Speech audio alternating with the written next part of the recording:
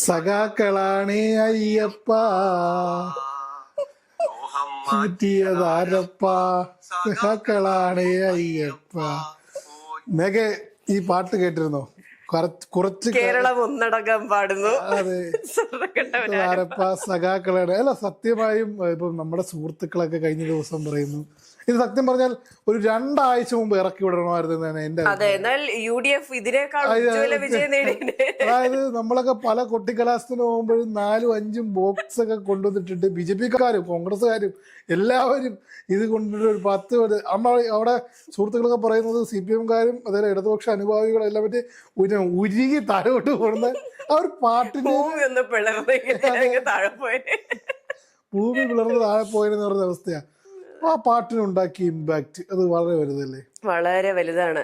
അത് ഇങ്ങനൊരു മാണിക്യം ഇവിടെ ഉണ്ടായിട്ട് നമ്മളാരും അറിഞ്ഞില്ലല്ലോ. അറിഞ്ഞില്ല എന്ന് പറഞ്ഞാല് ഇപ്പൊ ഞാൻ പാട്ട് എഴുതുന്നതെന്നും പറഞ്ഞ ഞാൻ ഇപ്പൊ മീഡിയ വണ്ണിന്റെ ചാനൽ വന്ന് ഞാൻ പാട്ട് സ്വീകരിക്കുമോ? അല്ലാതെ ഭയങ്കര തിരക്കായല്ലോ. ഇപ്പൊ നമ്മളെ PC വിഷ്ണുതൊക്കെ ലൈവില് വിളിച്ചു, ഹിറ്റായല്ലോ. KC വിളിക്കാന്ന് ഇന്ന് പറഞ്ഞിരുന്നു വേണുഗോപാല്. വിളിച്ചായിട്ടില്ല, തിരക്കായിരിക്കും. ഏതായാലും വിളിച്ചെല്ലാം സന്തോഷം. ഒരുപാട് ആൾക്കാർ വിളിച്ചിട്ടുണ്ട്. വോട്ട് ചെയ്യാൻ പോയിരുന്നോ? വോട്ട് ചെയ്യുമ്പോഴേക്ക് ഇവിടെ വന്ന് എക്കാൻ മേടിക്കേണ്ടിണ്ടായിരുന്നു. അപ്പോൾ ഓട്ടോ വേണ്ടി എക്കാൻ വേണ്ടത്, അപ്പോൾ എക്കാൻ വേണ്ടി, അതുകൊണ്ട് ഇങ്ങ് പോന്ന്. അത് നമ്മൾ ഏതൊരു പ്രവാസിനെ സംബന്ധിച്ചിടത്തോളം ഓട്ടോണ് ഇക്കാൻ വേണ്ടി വെച്ചാൽ നമ്മൾ ഇക്കാമനെ സെലക്ട് ചെയ്യും. അതെ അതെ. അല്ലേ? എത്ര കാലം ഈ പാട്ട് എഴുതി തുടങ്ങിയിട്ട്? 35 വർഷമായി. എൻ്റെ രചനയിൽ 25 പാട്ട് പാടിയ മാപ്പിളപ്പാട്ടിലെ ഏറ്റവും തരംഗമായിക്കൊണ്ടിരിക്കുന്ന നവാസ് പാലേരി ഇന്ന് നമ്മളോടൊപ്പം ഉണ്ട്.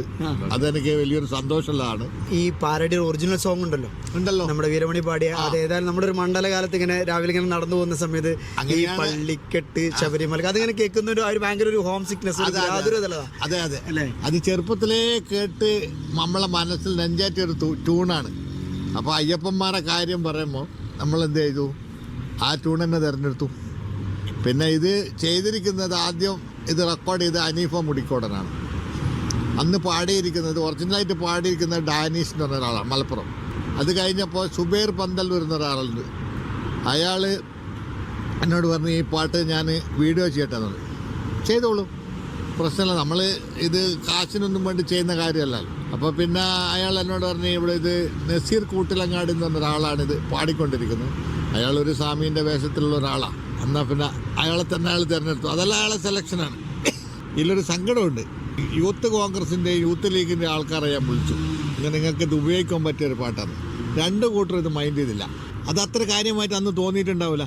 ഇപ്പം എല്ലാവരും വിളിക്കുന്നുണ്ട്. ഇപ്പം ഇവിടെ പറഞ്ഞല്ലേ ശരിക്ക് ഈ പാട്ടങ്ങോട്ട് തൂക്കി ഇപ്രാവശ്യം. പിന്നെ ജനങ്ങൾ വോട്ട് ചെയ്യാണ്ടിട്ടുണ്ടെങ്കിൽ അവർക്ക് എന്തെങ്കിലും കേൾക്കുകയും കാണുകയും വേണ്ടേ? എൻ്റെ പേടി എന്താണെന്ന് വെച്ചാൽ ഇനി കർണാടകയിൽ നിന്ന് തമിഴ്നാട് ഉണ്ടാവില്ല, കർണാടകയിൽ നിന്നൊക്കെ വരുന്ന ആളുകളെങ്ങനെ അത് മാറിപ്പാടും എന്നുള്ള പേടി എനിക്കുണ്ട്. അങ്ങനെ ഇത് ആൾക്കാർക്ക് പുറത്തറിയണമെന്നില്ലല്ലോ. അത് പിന്നെ ഒരു ഓള ഉണ്ടാകുന്ന പാട്ടാകുമ്പോൾ എല്ലാവരും ഏറ്റങ്ങ് പാടും. അത് കർണാടകക്കാരെന്നോ തമിഴന്മാരെന്നല്ല, പാട്ടിന്റെ താളമാണ് മനുഷ്യനെ സ്വാധീനിക്കുന്നത്. ഫോണിൽ ഒഴിവുണ്ടാവില്ല അല്ലേ? ഫോണിൽ ഇന്ന് നേരം വെളുത്ത് 5 മണി വരെ തുടങ്ങി.